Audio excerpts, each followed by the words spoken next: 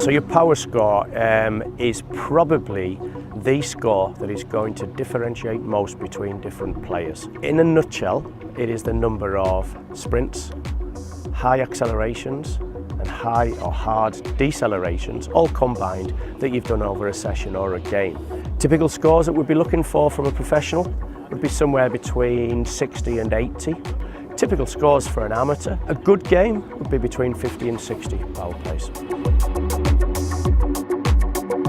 Total distance is one of the 4 core metrics in the PLAYR app. So if you look at it from a Premier League perspective, typically those positions that cover the highest total distances would probably be your wide midfielders or your fullbacks, and that could be anything up to 13 kilometres. For an amateur, good total distance would be 10, 10.5 or maybe 11 kilometres. The best measure of high intensity work or high intensity volume from the PLAYR app is your sprinting distance. Now what we'd expect to see in terms of the comparison between pro players and amateurs, pro players we'd look at between 300 to 500 metres. Amateurs will vary dramatically. Some of them may only cover 100 metres, some of them may cover 300 or 350 metres.